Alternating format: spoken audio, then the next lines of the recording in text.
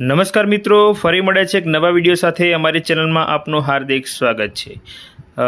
આજે આપણે આ વિડીયોમાં વાત કરવાના છીએ જિલ્લા પસંદગી પ્રક્રિયા ધોરણ 1 થી 5ની અંદર 22 તારીખથી શરૂ થઈ છે।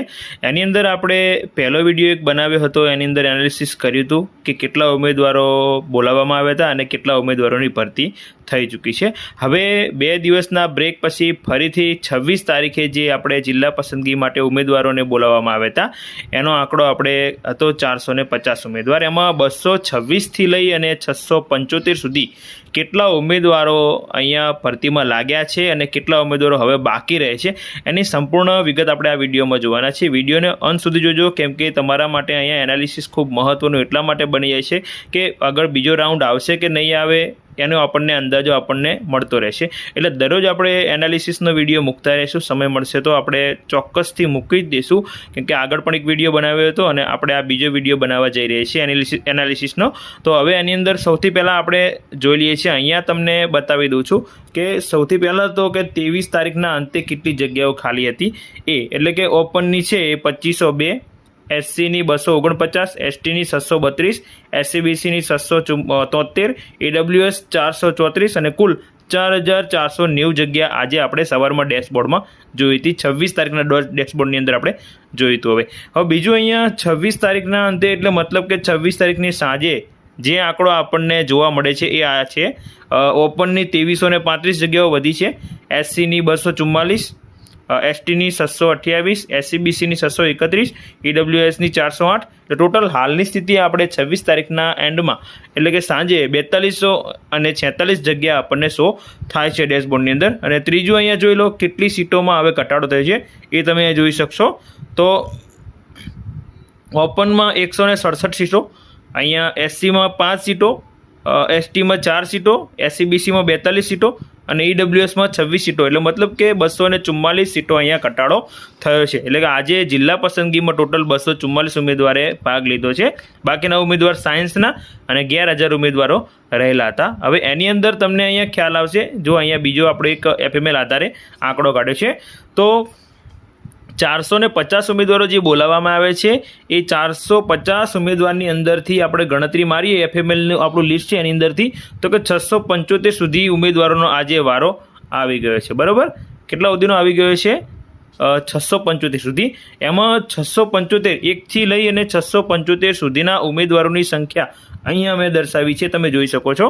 ઓપનની 106 ટોટલ છે, એસસી 49 ઉમેદવારો છે, એસટીના 8 ઉમેદવાર છે, એસસીબીસીના 351 છે, ઈડબ્લ્યુએસના 161 છે અને કુલ 675, મતલબ 1થી લઈ અને 675 સુધી, એટલે મતલબ કે 22 તારીખથી લઈ અને 26 તારીખ સુધીના આટલા ઉમેદવારો આપણને કેટેગરી વાઇઝ જોવા મળે છે। હવે એની અંદરથી વાત કરીએ તો કે એક દિવસ એટલે કે જે 22 તારીખ હતી અને 23 તારીખ હતી એ સમયમાં જે સામાન્ય પ્રવાહનો જે રાઉન્ડ આવ્યો 23 તારીખે એમાં 225 ઉમેદવારમાંથી 150 ઉમેદવારને મતલબ જિલ્લા પસંદગી કરી અને એમાં ગેરહાજર અથવા સાયન્સના ઉમેદવારો 75 હતા, એટલે એની બાદબાકી થાય છે આપણે, એટલે અહીંયા ટોટલ 225 ઉમેદવાર થાય છે। હવે બીજું અહીંયા તમને કહી દઉં અહીંયા કે 450 ઉમેદવાર જે 26 તારીખે બોલાવવામાં આવ્યા એમાં 206 ઉમેદવારે ગેરહાજર રહ્યા હતા, એટલે કે 244 ઉમેદવાર છે એને જિલ્લા પસંદગી કરી છે અને 206 ઉમેદવારો જિલ્લા પસંદગી કરી નથી, મતલબ કે 206 ઉમેદવાર ગેરહાજર રહ્યા છે। એટલે ટોટલ 2 દિવસની ગણતરી કરીએ તો 2 દિવસમાં કુલ 281 જગ્યા અહીંયા તમને જોવા મળે છે। તો 281 જગ્યાઓ એબસન્ટ રહી છે, મતલબ કે કોઈ નોકરી કરે છે અથવા રિપીટ થયેલા છે અથવા તો સાયન્સના ઉમેદવારો થોડા ઘણા છે, વધારે નથી, સાયન્સનો ફરક વધારે નહીં પડે અહીંયા, કેમ કે 70 જેટલા ઉમેદવારો થાય છે।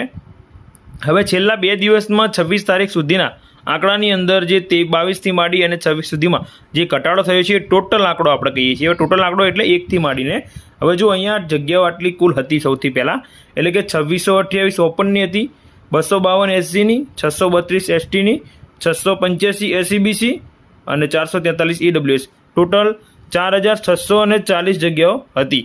હવે એમાંથી જે 2 દિવસ એટલે કે 23 તારીખ અને 26 તારીખે જે જિલ્લા પસંદગી થઈ એમાં આટલા ઉમેદવારો પસંદ થયા છે, એટલે કે જે આ આંકડો સૌથી પહેલાં આંકડો તમને દેખાય છે અહીંયા આ બાજુનો, તો આ આંકડો છે એ 23 તારીખનો છે અને આ આંકડો બાજુમાં છે એ આંકડો આપણને ખ્યાલ આવે છે, હાલ વાત કરીએ એ 26 તારીખનો।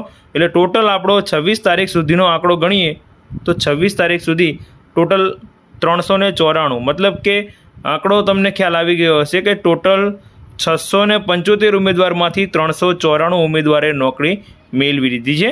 હવે આના આધારે નક્કી કરીએ કે હવે કેટલા ઉમેદવારો બાકી હશે. તો હવે અહીંયા તમને ખ્યાલ આપતો જણાશે કે જુઓ, અહીંયા 23 તારીખના અંતે આટલા ઉમેદવાર હતા. એની આપણે વાત આગળના વિડીયોમાં કરી હતી. વિડીયો ના જોયો હોય તો એકવાર તે વિડીયો પણ જોઈ લેજો, એટલે તમને ખ્યાલ આવી જશે.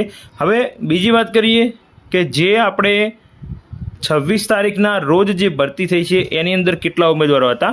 તો કે SC BCના 240 ઉમેદવાર હતા, SCના 31 ઉમેદવાર, STના 8 ઉમેદવાર, ઓપનના 64 ઉમેદવાર અને EWSના 107, ટોટલ 450 ઉમેદવારને બોલાવવામાં આવ્યા હતા.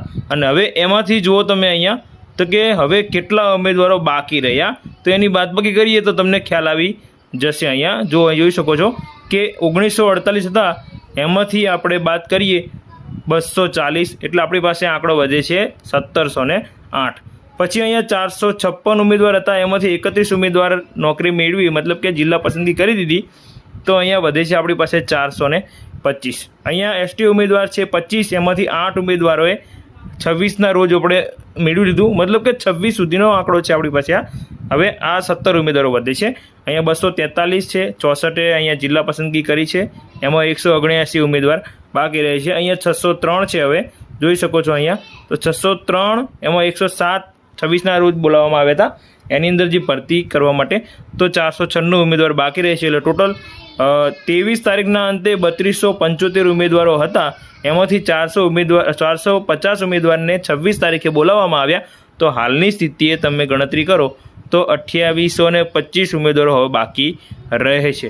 હવે ટૂંકમાં અહીંયા તમને બતાવી દઉં કે જગ્યાઓ સાથે આપણે કેટલો આંકડો કોમ્પિટિશનમાં જોવા મળે છે. તો 26ના અંતે જે આંકડો છે એ સૌથી પહેલાં જોઈ લઈએ આપણે. હવે તમે જોઈ શકો છો કે સૌથી પહેલાં SCBC છે અહીંયા આપણી પાસે, એ 1708 ઉમેદવારો બાકી રહ્યા. SCના કેટલા બાકી રહ્યા? 425, STના 17, ઓપનના 179, EWSના 496, એટલે ટોટલ 2825 ઉમેદવારો બાકી રહ્યા.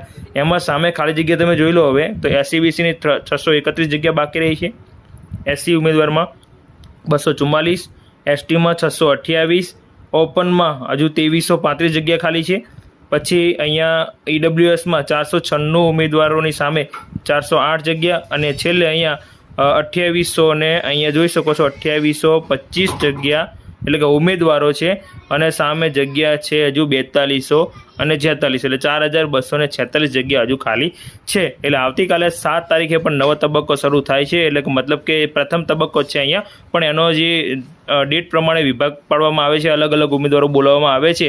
તો હવે આગળ જે આવતીકાલે શું થાય છે, હવે કેટેગરીની જગ્યાઓ કેટલી ભરાય છે, ઓપનની કેટલી સીટો મેળવાય છે, આ બધી આપણે માહિતી આવતીકાલે આપણે ટેલિગ્રામ ચેનલ પર પણ જોઈશું. ટેલિગ્રામ ચેનલમાં તમે જોઈન ન થયા હોય તો જોઈન થઈ જજો. વિડીયો ગમે તો લાઇક, શેર અને સબસ્ક્રાઈબ જરૂર કરજો.